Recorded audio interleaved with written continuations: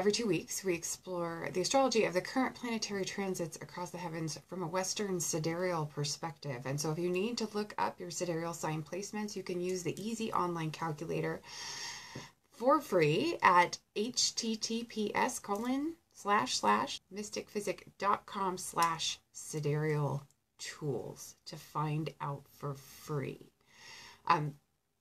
So what I do with my practice, I use Western sidereal astrology in my practice as an astrologer, and really my goal is to help you reconnect with your soul purpose and to remember why you came, and to provide guidance on how you can consciously use the energy of the transiting planets to affect your life in a positive way. And so that is the ultimate goal, is for you to learn how to respond to your transits rather than simply react to them. And so if you get benefit from these broadcasts, if you'll please like and share the video, tag a friend if you know someone who might be interested in what we're talking about today. You can follow Mystic Physic on Facebook, and be sure also to subscribe to our YouTube channel. And I'll share links for those in the video description so that you can find them super easily. But let's talk a little bit first about what's up for today. Let's recap the current transits and then talk a little bit about what's going to be going on here in the coming couple of weeks. So of course, right now we still have Uranus still retrograde in sidereal Aries, and that is going on for some time. We had Venus station retrograde October the 6th. So just earlier this month, she's going to be retrograde through mid-November. We'll talk a little bit in more detail about what you might need to know to work with and around Venus's retrograde activity. And also, Jupiter and the Sun both just changed signs, and Mercury's about to, and we're going to talk a little bit about both of those today as well. But first, let's jump into Venus retrograde and what that is and what you need to know about it. So Venus will be retrograde until November 15th, and she makes her retrograde about once every 18 months or so. So not as frequent as Mercury retrograde, which many of you are going to be more familiar with. That one, of course, happens 3 to 4 times a year. So Venus right now, she's in sidereal Aries. She's going to be backtracking across her entire time through Aries, all the way to, through Libra, all the way to 0 degrees Libra, before she returns to direct motion at mid-November, right at the cusp. She's going to be at 0 degrees when she does that. And so that, of course, she first entered Libra early in September, okay? The 2nd of September is when she made her sign ingress into sidereal Libra. And so what you could be finding coming up over these next 6 weeks is opportunities to reconsider or rethink decisions that you've made since early September. Things that you might be having second thoughts about in terms of purchases, investments, joint matters, those sorts of things. This is an opportunity for you to have a look at decisions you've already made, what those results, at least the preliminary results of those decisions already are, and then decide what you might need to go back and alter about your approach, especially anything having to do with things that Venus rules. So partnerships, including love partnerships, investments or business arrangements that you might have, including arrangements with business partners, or things that have to do with beauty, whether that's your look or the look of things that you like to surround yourself with in your environment. Okay, so or even arts and entertainment, I would say. So those would also be legitimate subjects for kind of reevaluation during this 6-week Venus retrograde. Okay, so Venus, remember, she's at home in Libra, and so her stay here is going to represent an opportunity to reevaluate relationships, to reevaluate partnerships of all kinds, and to recenter around what's truly important, what your values truly are related to those relationships and partnerships. And so you might find during the 6-week period that you shed connections with relationships and partnerships that no longer serve you, or that you spend more time strengthening ties with those relationships which are most important to you. And so it's an excellent time to reassess business arrangements of that sort, to explore ways to amend any business arrangements that are no longer profitable or equitable. So definitely take a closer look at, especially if you work with a partner, at what you've been doing, how that's been working for the both of you. Is it getting you the results that you want and satisfying both parties? If not, even opportunity to look at how you might like to alter things going forward. Retrograde is a weakened condition, and so reviewing what you've done is a great way to use the retrograde, but trying out new things is not wise. And this is true for any retrograde, especially right now with Venus ruling. Radically new looks, hairstyles, clothing, changes to your appearance, those would not be recommended, nor would we recommend typically buying luxury goods, anything for your appearance, such as makeup, jewelry, or accessories. Designer things are maybe not wise purchases right now. So save all of those types of activities for when Venus is at full strength. So sometime after her return to direct motion, November 15th, and preferably save them for when Venus is not only direct, but transiting your rising sign, especially right after a well-supported new moon. That's the best time to make initiations on Venus-ruled activities. So don't start new businesses, don't start new relationships or other partnerships either right now. Wait until Venus is direct again, like we said, sometime after mid-November. Now, we also had Jupiter just change signs recently into sidereal Scorpio. That began October 15th. He'll be in sidereal Scorpio into early November of next year. And Scorpio, of course, is a deeply intimate sign. It's a secretive sign. It's a sign with rulership over our psychological nature, over sex, over secrets, over investigations. And Jupiter's time here could be well used for major psychological exploration if you want to use this transit proactively. So you could use it to tackle issues around emotional healing. It would be a good time for re-examining any research that you've done, including audits or investigations. It's also a good time for letting go of grudges.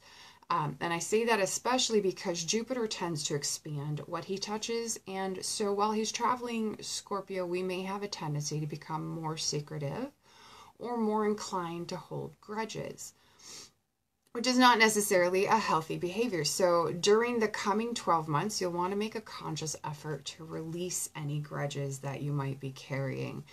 Make a conscious effort to not take on new grudge type mentalities if you feel someone has wronged you, or if you feel that someone has done you a disservice in some way. Be conscious about the fact that you may be more inclined to that type of behavior, even if you're not naturally inclined to that type of behavior, and practice forgiveness. That's going to be the key piece. Practice forgiveness. And you know what? Forgiveness practice is always a good idea. This is just a wonderful opportunity to make it a habit. So Jupiter's time in Scorpio sidereally can bring opportunities for growth in the house that Scorpio rules in your sidereal natal chart. So you'll want to be sure to get a copy of your chart, and you'll want to be sure to read your October full horoscope by sign for both your sun and your rising sign to get a clear picture of how Jupiter's time in Scorpio might affect you. So definitely remember to read for both of those signs to get a more complete understanding of what the coming year holds while Jupiter is transiting sidereal Scorpio. And then also just a few days ago, we had the sun enter sidereal Libra. She's going to be there, and he, I guess the sun, we would call him male, right? It's going to be there through November 17th. And then coming up, some fun new things. We're going to have the full moon in sidereal Aries, which is always an exciting time. Aries being a fire sign is a sign of activity. So a full moon, when we're feeling more impulsive and things are coming to culmination or coming to fruition, when it's in Aries, it can be very stimulating. So this feisty full moon is also going to be amplified by Uranus's close conjunction, and that's going to stir our competitive impulses, So those folks who just naturally have the courage to face challenges, or who might be more inclined to take that courage to heart in the coming full moon days around the 24th, when we have the full moon in Aries, they're going to fare the best during this time, right? So definitely put on your brave face if you need to, and do what it takes at the full moon to fulfill whatever it is you have going on in your Aries ruled house in your sidereal natal chart.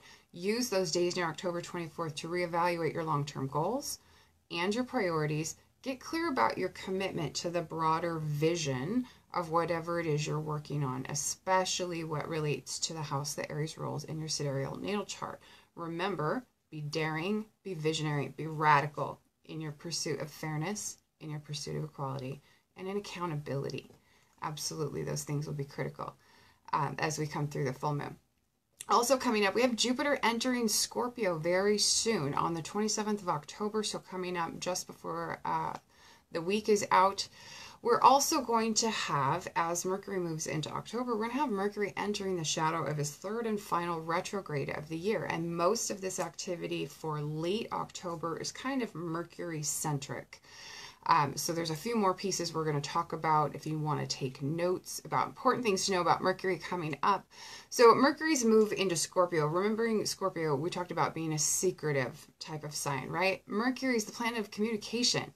So it's not always a strong place, especially if you have things that you'd like to keep under wraps or keep quiet. He's going to be there for nearly 10 weeks, so a much longer stay than Mercury normally spends in a sign. So as he enters the shadow of his retrograde on the 27th, moving into Scorpio, this is going to be a good time to make sure that you're prepared for that retrograde as we go into the holiday season. Scorpio is also a really intimate sign. He has rulership, like we talked about already, over our psychological nature, over sex, over secrets, investigations. His time here could be well used for continued psychological exploration and for emotional healing, just as Jupiter's time here is. Can also be a good time to focus on having a dialogue with someone, perhaps if you do have someone you hold a grudge with. Maybe reach out to that person during the retrograde in Scorpio and see if you can't reconcile whatever differences there are between you and work to let go of that grudge. That would be great activity for the upcoming Mercury retrograde. And we'll talk a little bit more in depth at the end of the broadcast. I do have at the website, let me see what it is, if I have the link right here. I don't. I'll have to grab the link for you. So you can check out the Mercury Retrograde Survival Guide at the website for free tips on how you can prepare and how you can more easily navigate during Mercury retrograde. And then I'll have a link to the full guide for you at the end as well, because we are offering it on sale right now.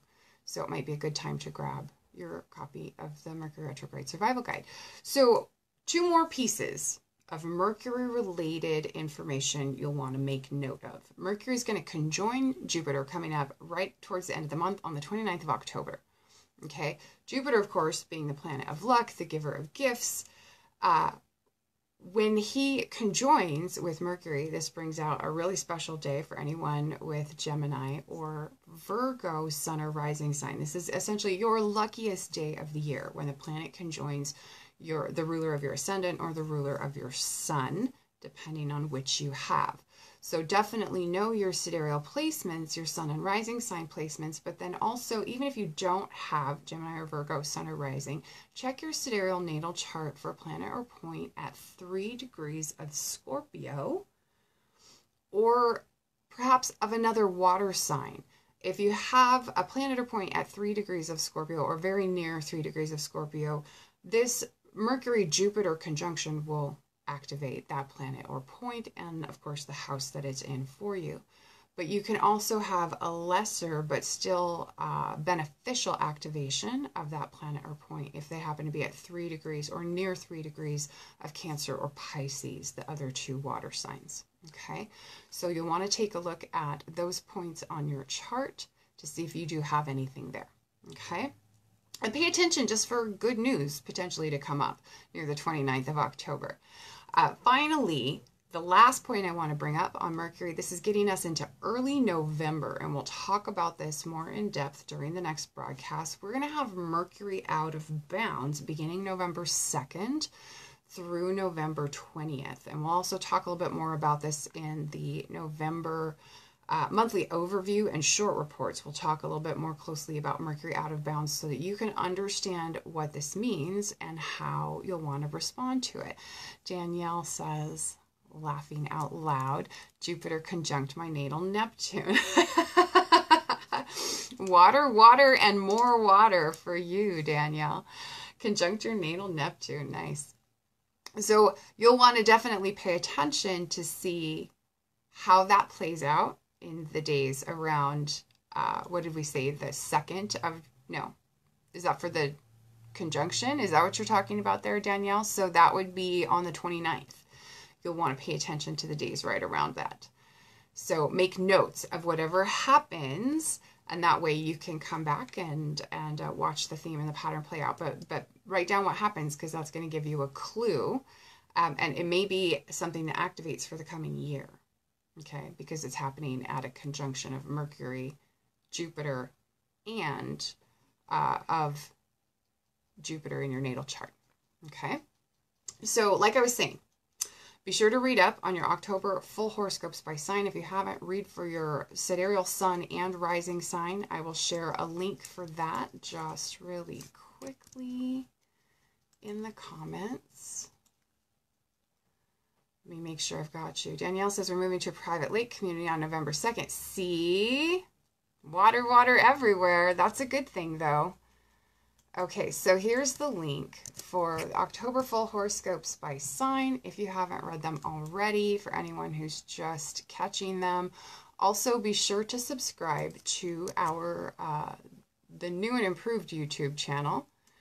We had to start a new one, and here's the link for that, in case you need to resubscribe or subscribe to this channel if you haven't subscribed to the other one already. But the other one will be going away. I keep saying that. It hasn't happened yet, but I promise it really is going away at some point in the future. Okay.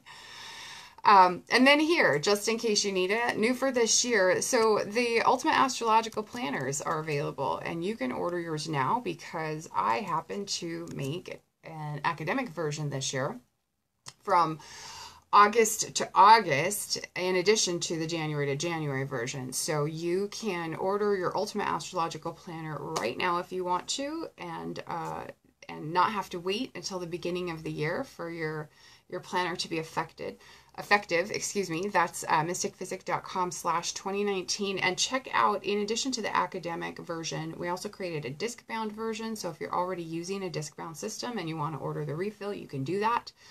And we also have some refills available for downloading and printing yourself at home that come in special sizes. So if you already have a planner that you love, you can find a size that will fit it, whether you use a monarch size planner or a traveler size or a classic size or even a pocket size. We've got some sizes that'll work for you. So definitely check those out.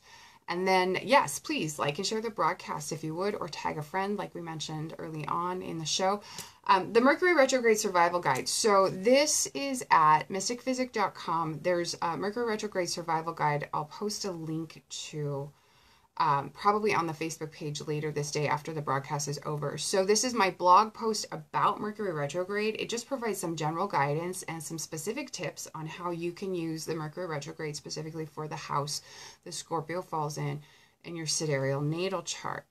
You can also download a free excerpt of my expanded guide. I have a 33-page guide on how to best use Mercury Retrograde transits, or you can purchase the full guide for $12.99, which is on sale for just a limited time. It's only on sale, I think, through the end of the month. So you've got a couple ways that you can explore how to prepare for the upcoming Mercury retrograde. And this is especially helpful. I definitely encourage you to prepare in advance if you normally dread Mercury retrograde, and if you feel like it's the time when what can go wrong will go wrong, and that's just the way Mercury retrograde has to be. I would definitely encourage you to read the blog post, get the guide, and practice what I teach in terms of how to prepare, what to be aware of, what to do, and what not to do. This is an in-depth guide on Mercury retrograde. It is filled with strategies for what you can do if you can't avoid taking certain actions during the retrograde.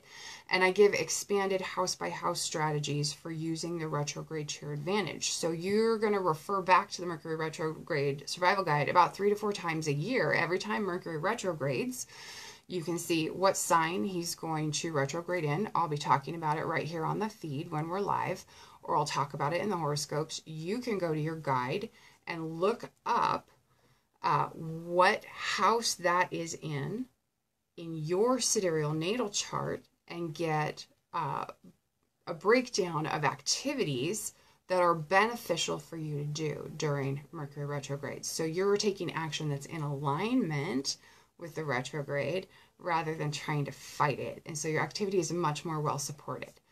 Okay, so you'll learn what actions to avoid during every retrograde cycle. You'll learn what you can do to protect yourself and how you can turn the retrograde around and put it to work for you. It's going to teach you specific steps that you can take to prepare so that it's smooth sailing all the way through as much as possible. It's going to teach you how to get deliberate about using the retrograde energy in alignment with your own personal natal blueprint for maximum manifesting potential. And it's going to also show you how to know where to dive deep so that you can consciously explore your life so that Mercury is working with you and not against you all the time, even during the retrogrades. So basically, that with a little advanced preparation and a few basic precautions, you can align your actions and your intentions with what Mercury's plans are and take charge of your retrograde experience. And so normally I offer that guide for $17.99 for the downloadable 33-page guide. It's on sale for $12.99 until October 31st. So if you don't have it, this is a good opportunity to get it, and you'll use it, like I said, 3 to 4 times a year. And you can get that. Here is the link for the book. And then I'll also get the link for the blog post as well, so that you can read the blog post. But the guide that you can purchase that's on sale for $12.99, this is the more in-depth guide. So this has everything, whereas the blog post is just going to touch on a few specific points for you. But I'll get the link for the blog post as well. And so thank you all for watching. Thank you for joining me. If you have any further questions, I will keep an eye on the comments after the broadcast. So if you're catching the replay rather than the live, feel free to ask away. I will be available to answer your questions about the sidereal transits for the next couple of weeks.